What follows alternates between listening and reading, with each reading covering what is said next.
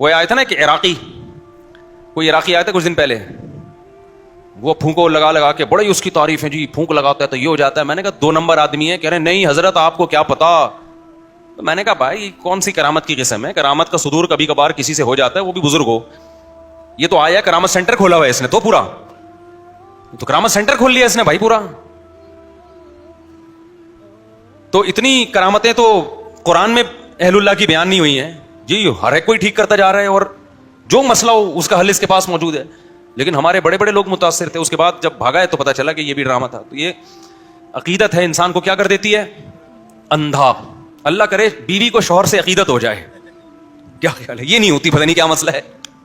محبت تو کرتی, عقیدت نہیں. عقیدت کا مطلب کہ بھائی بس محبت ہے, میرے بچوں کا باپ ہے, زیادہ بزرگ نہیں مانتی اس کو وہ کہ جی عقیدت میں پاگل ہو جائے کہ میرے بہت میاں بہت اچھے بچے کیا ہیں. بھائی محبت ہے مجھے, میرے بچوں کا باپ ہے, گیس بجلی کا بل دے دیتا ہے, بہت اچھا آدمی ہے.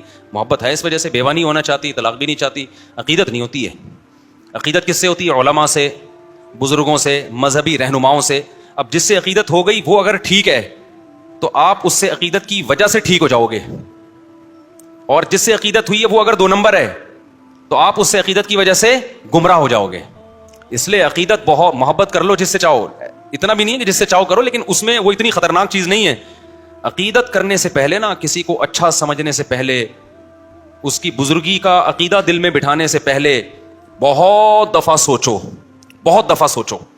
پرکھو اس کو 20 طریقے سے. اسی وجہ سے ہم یہ کہتے ہیں کہ کسی کو بزرگ مان لینا, یا بزرگ مان لینے میں تو حرج نہیں ہے, بزرگ بنا لینا کہ اس سے اصلاحی تعلق قائم کر لینا کہ آج سے میرے یہ پیر صاحب ہیں. لوگ کہتے ہیں نا مرشد پیر بنایا ہوا ہوتا ہے نا. رشتہ تلاش کرنے میں اتنی تگ و دو نہ کیا کرو, لیکن کسی بزرگ سے بیعت ہونے میں اس سے زیادہ ٹینشن اٹھایا کرو, اس کو پرکھا کرو. سمجھتے ہو کہ نہیں سمجھتے؟ لوگ بیعت ہوتے ہیں نا, فلاں بزرگ کے ہاتھ پہ بیعت ہو گیا, اس سے اصلاح لے رہا ہوں, یہ بہت مبارک عمل ہے, اس کے بڑے فائدے ہوتے ہیں. لیکن یہ جب مبارک عمل ہے جب جس کے ہاتھ پہ بیعت رہے ہو وہ 2 نمبر آدمی نہ ہو, وہ کیا ہو, وہ 1 نمبر ہو. اس کے پاس علم بھی کامل ہو اور عمل بھی کامل ہو اور اصلاح کرنا بھی جانتا ہو اور سوسائٹی کا بھی علم ہو. 4 چیزیں ہیں اس زمانے میں کسی کو بزرگ بنانے کے لیے. 4 میں سے ایک شرط بھی مارکیٹ سے شارٹ ہوگی نا, وہ الٹا نقصان ہوگا آپ کو. میں پہلے مثال سے سمجھاتا ہوں, اصل ٹاپک کی طرف آ رہا ہوں, یہ بات بیچ میں آ گئی نا. دیکھو جب آپ کسی سے جسمانی علاج کراتے ہو, بزرگ کیا کہتے ہیں, جس سے روحانی علاج کرایا جائے. روحانی کا مطلب وہ جن چڑیل بھوت والا نہیں, وہ تو بزرگ ہوتے ہی نہیں ہے. اس کے لیے شرط ہے کہ بزرگ نہ ہو تو ہوگا وہ. روحانی کا مطلب یہ ہے کہ دل سے دنیا کی محبت نکل جائے, نیک اعمال کا شوق پیدا ہو جائے, گناہوں سے نفرت ہو جائے.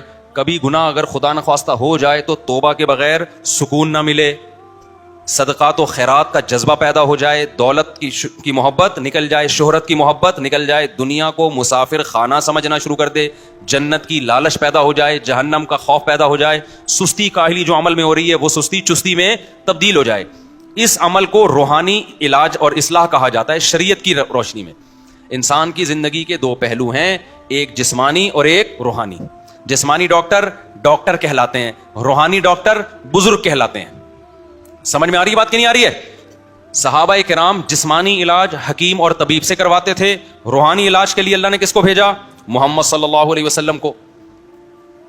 کیا مطلب؟ یزکیہم, نبی کا کام ہے ان کا تزکیہ کرنا, ان کو گناہوں سے پاک کرنا, توبہ کروانا, ان سے عقیدہ بھی پاک ہو جائے اور عمل بھی پاک ہو جائے.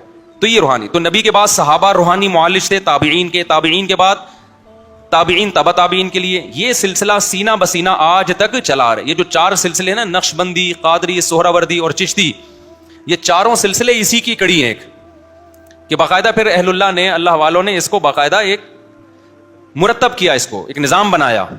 جیسے فقہ پہلے بکھرا ہوا تھا نا, فقی مسائل, لیکن اس بکھرے ہوئے کام کو فقہا نے سمیٹ کے 4 سلسلوں میں بند کر دیا. حنفی, مالکی, شافعی, حنبلی, 4 برحق ہیں.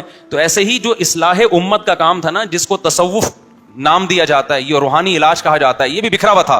تو یہ 4 سلسلوں میں کیا ہو گیا؟ بند ہو گیا. چشتی, قادری, سہروردی اور نقشبندی, اس میں بڑے بڑے بزرگ گزرے ہیں.